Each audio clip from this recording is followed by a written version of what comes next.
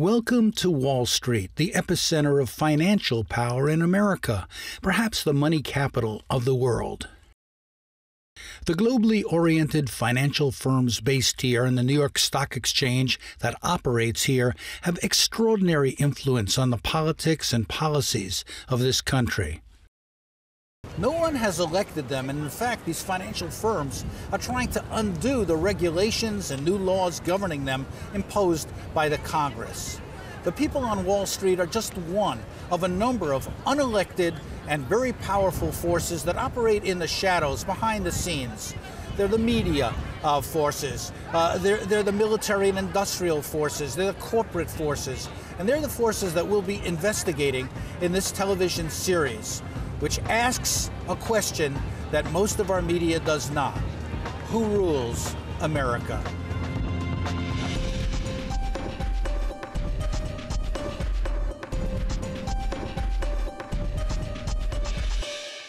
Every 4 years, Americans go to the polls to elect a president. It's a ritual that goes back to the founding of the nation in 1776.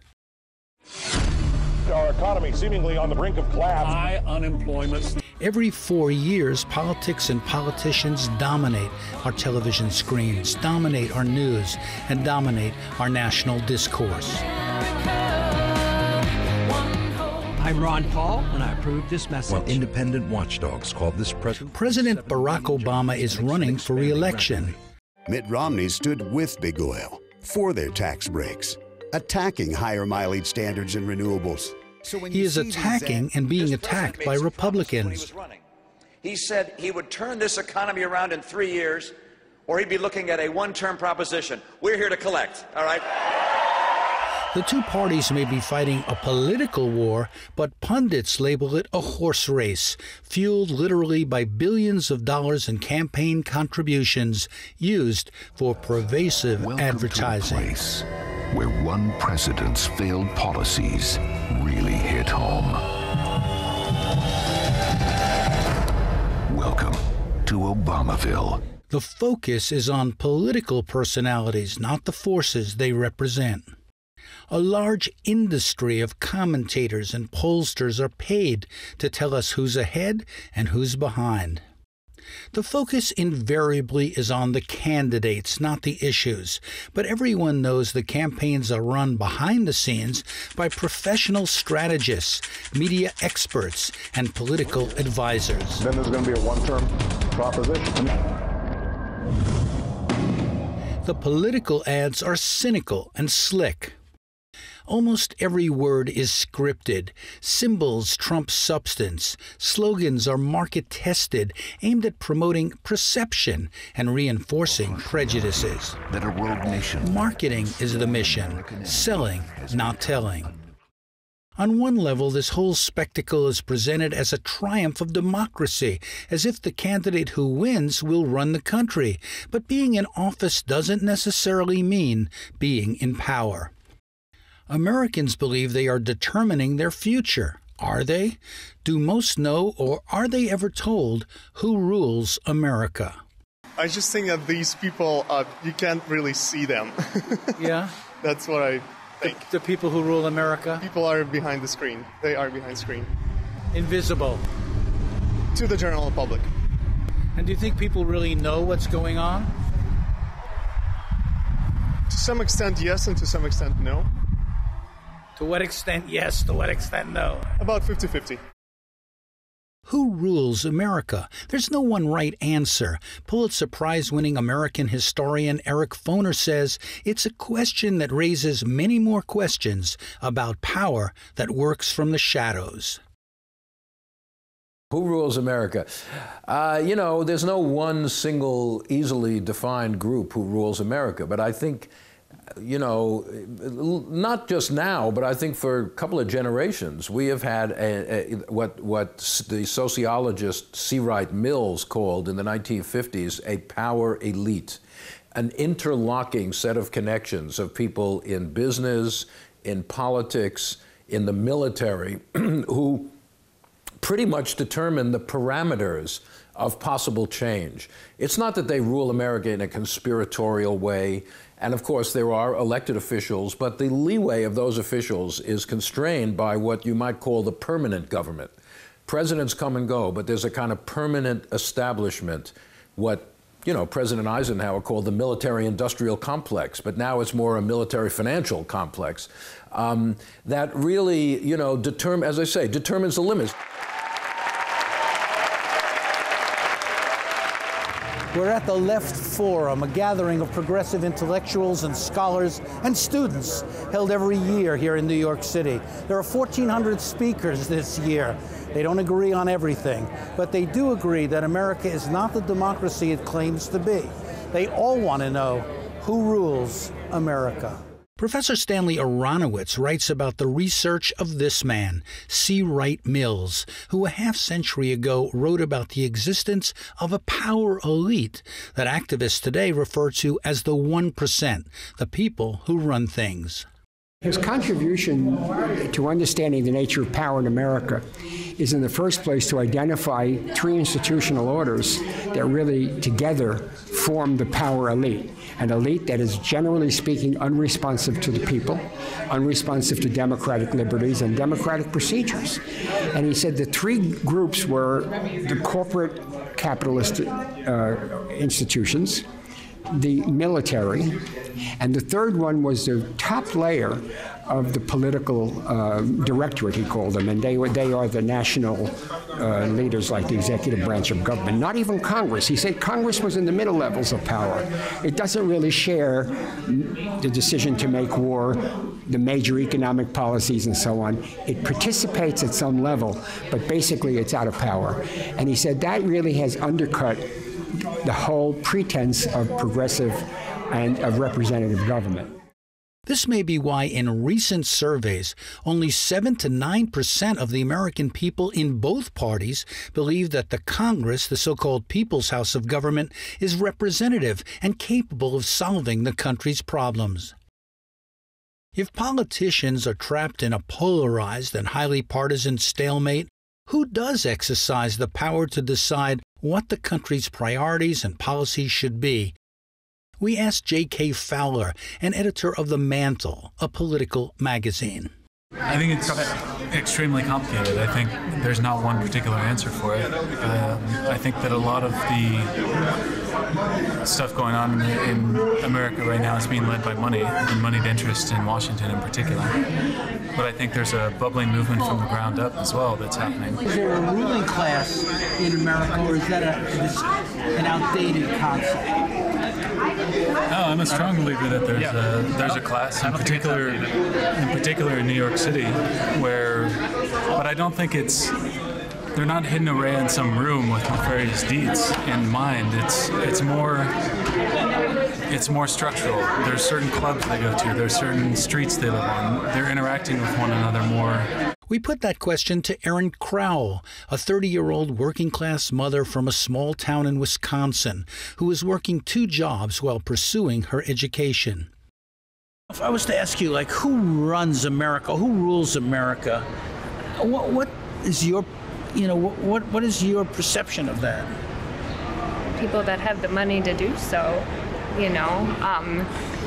people that have the money and the resources to send a lobbyist to Washington, nobody from my town could afford to send a lobbyist, and say, hey, Harley Davidson is, threatening to move their plants to China unless, everybody takes pay cuts, and could literally shut our town down, We can't afford to defend ourselves. Do you feel, as an American citizen, that you have power, in our country? Do you feel as if you have the ability to get your dream achieved? I feel like it's slipping away. I don't think I do, because it feels like the closer and closer I would get to that, just a dream for me is to finish college, and take care of myself and take care of my son, but even that now, and I understand, a lot of people in my position aren't even able to get that far now. So if the citizens who are supposed to be in charge don't feel they are, who does? What we found is that by and large, it's the wealthiest Americans who call the shots through unelected institutions that drive agendas in their own interests. There may be a cabal running things, but in the end, the state and the system merges, argues Canadian political analyst Leo Panitch. I don't think there's an external force controlling the American state. The American state is capitalist to its core in the very way it's organized. It doesn't do it because there's too much influence from Wall Street. It does it because it is structurally embedded with Wall Street. It doesn't do it because there's too much influence from a military-industrial complex. It does it because the military-industrial complex is inside the state, is funded by the state, is part of the state. Sure, there are people who conspire and there's people who act in secret, but capitalism is not a conspiracy. The people who have the wealth, they're not a conspiracy. We know who they are. We know how they collect this money. They take it out of our pocket, they put it in theirs, and it's not a big mystery. There seems to be corporate forces in addition to Wall Street that essentially help guide our political and economic direction. Leading are America's top corporations. Political analyst Michael Clare has studied the political economy of oil for 20 years and says a lack of media coverage keeps the public in the dark. Does the media cover it? The media doesn't cover this for the most part. In fact, the media is largely in league because of the advertising dollars that the oil and gas lobby provides. They're very heavily dependent on advertising revenue, so they're very careful in what they say. Who are they accountable to? Are there laws really controlling and regulating what they do? There are laws, but they have been written largely by their lobbyists to favor them. So, in fact, the laws, for the most part, are in their favor, not in the favor of most Americans. Is there an issue where we've seen this very clearly, where the interests of the oil industry or the energy industry is in conflict with the interests of Americans? Well, I would give an example that the oil industry has been pushing for drilling in the deep waters of the Gulf of Mexico and off the coast of Alaska, for example. And they get all kinds of tax benefits for that kind of deep water drilling. And they were able to do so during the Bush period with absolutely no oversight whatsoever, hence the Deepwater Horizon disaster. Most Americans experience the oil industry in two places: at the gas pump, where prices often rise because of speculation, not just supply and demand, and also through TV advertising that paints this very profitable business in the most positive of terms. I'm still here, and so is BP. We're committed to the Gulf for everyone who loves it and everyone who calls it home. That's good for our country's energy security and our economy. Which brings us to another set of corporations, the media companies. Jeff Cohn has been in the media and written books about its impact in shaping how Americans think about their country and its system of power. He says media companies push propaganda for war. It's the same exact media quoting the same exact experts that pushed our country and the world into a war with Iraq. And we were told by these media, oh, we're so sorry, we didn't know, we made a mistake, next time we'll be more vigilant. But here we are next time, 10 years later, and the same media are blowing smoke about a weapons program in Iran that doesn't exist. There was no weapons of mass destruction in Iraq either. And so we're hearing, it's like, when the war drums are beating. And I worked in mainstream television news in this country during the run-up to the Iraq War. When the war drums are beating, they don't let you put on opposing views. We tried to get opposing views that question the evidence, the intelligence that would justify an attack on Iraq, but we were kicked off the air. And now you're finding it's a nightmare. It's a nightmare that's happening again. At the same time, Jeff, most people who work in major media, and I of course did as well, don't believe this. They don't buy this. They feel like they do have the freedom to cover issues and that the networks are much more diverse in their point of view than outsiders like you and maybe now me would say. Well, the way to rebut that fiction is just to look at what happened in the wake of the Iraq invasion. Those of us who questioned the evidence that they were a weapons of mass destruction threat, we were totally right, and most of us got kicked out of the TV networks. The people who got it wrong have promoted up. So this idea of diversity in the mainstream media or good journalism will win out certainly hasn't been proven in the last 10 years, where the journalists who got it right have been punished, sanctioned, or kicked out of the media. And the journalists who got it wrong, most of them have more power today to blow smoke at Iran than they had even when they were blowing smoke at Iraq. Those people, the people who own institutions, are usually very conscious of their power, not just as individuals, but as part of a dominant class, says independent TV producer Brian Drolet. So there's a lot of talk here about Democrats and Republicans. Should we vote for the Democrats? Should we vote for the Republicans? There's a lot of talk about, the rich versus the 99%. But it's kind of, there's a certain kind of amnesia about the structure of our society that at one point in this country at least had some currency. In the 30s and even in the 60s, you could talk about the working class. Nobody talks about the working class. It's all about there's a middle class and then there's the 1%. As if there's no, and I guess then there's some, poor blacks and Latinos or something, right? And I think that word has been sanitized and scrubbed out of the vocabulary of the people of the United States, including out of the vocabulary of the left. Now, that's not the entire left, but even the people that use the word class don't seem to have the ability to phrase it in a way that actually means something to people. To talk about class is not to talk about a conspiracy, but a complex system that's evolved over the years, a system that is stratified and uses campaign contributions and lobbying to ensure that the politicians do the bidding of the companies. So these are the building blocks of the analysis we'll explore in this series on Who Rules America. The argument is simple but hard for many Americans to comprehend because many of us want to believe the myths we learned in school that make us feel superior to other countries and other peoples. This has been called American exceptionalism. Many in America believe that God created this country as the greatest country on earth, and that's what makes it so special. So you really have to start with that as a basis for how the United States was founded. Roxanne Dunbar Ortiz is one leader of America's indigenous people, the first Americans.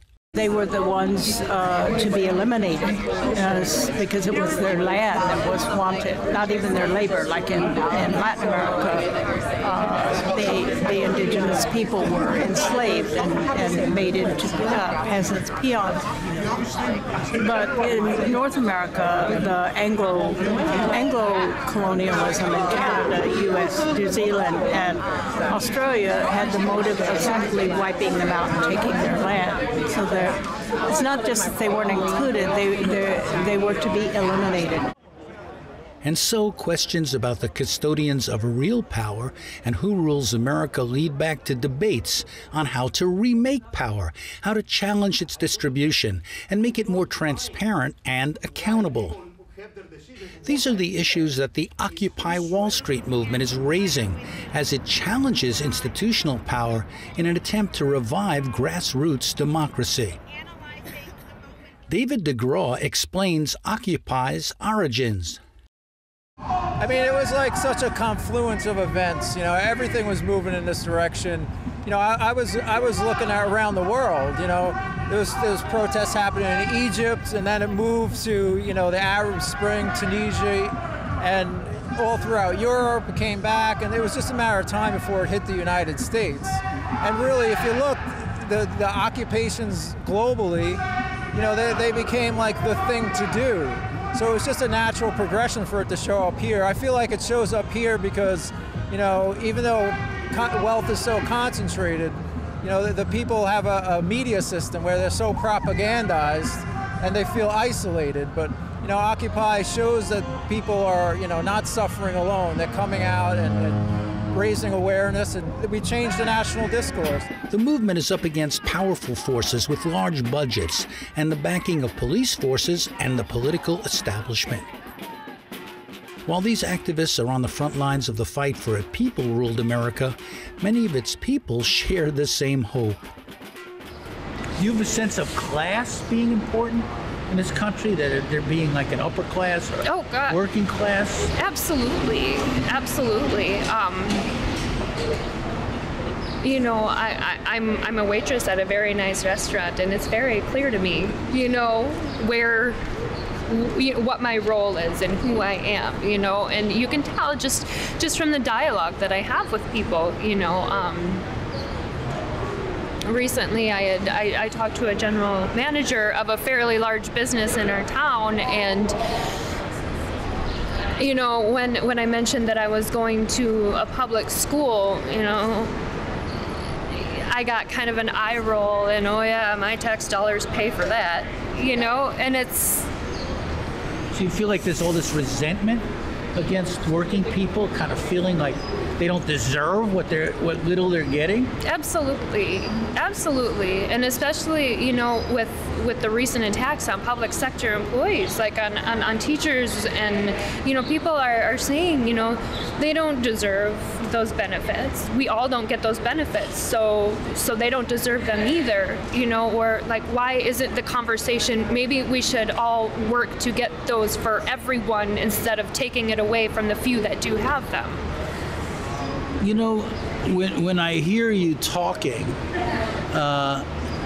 you know, I realize there's such a bigger picture here than most people even understand. That we have, you know, a country where the dream is slipping away for so many people, and they don't feel particularly powerful. They don't feel like they can do anything. They can achieve anything. They can make a difference. Right. Well, I think the dream is shifted to hopefully I wake up tomorrow and I'll be able to pay my rent and keep a roof over my head, you know, or it's just like, you know, I'll work on achieving my dream tomorrow, but today, you know, I have to go to class, you know, and I have to, you know, I have to get my work done. I have to go to work, and I have to try to squeeze a couple hours of sleep in, and then, you know, and it's. Now you're here at this conference with all these brilliant theoreticians and analysts and professors and experts and leaders, and how do you feel about this idea that people have to get together to make a difference? I think it's wonderful. I feel so blessed to be able to be here with people like that, because I want to learn. You know, somebody had said to me, well, why don't you leave where you are? And I don't think that's the answer. I think that it's my job as somebody who cares about these things to learn from these people, to learn from these brilliant minds, and so I can take this back to people and show them and explain to them where we don't have access to this kind of thing every day, you know, and so hopefully try to enlighten them a little bit. Erin expresses the hopes of many ordinary Americans who want to reshape the nature of power so that the 99%, not just the 1%, can rule. But as you can see and hear, it's not a battle she feels she is winning. Perhaps that's why she, like many, want to know who rules America.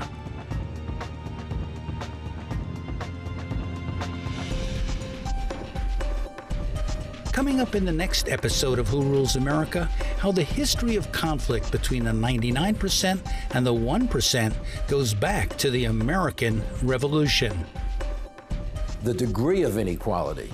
Never before has the very, very top, the 1%, had so much of the national income and wealth in its own hands. Next time on Who Rules America.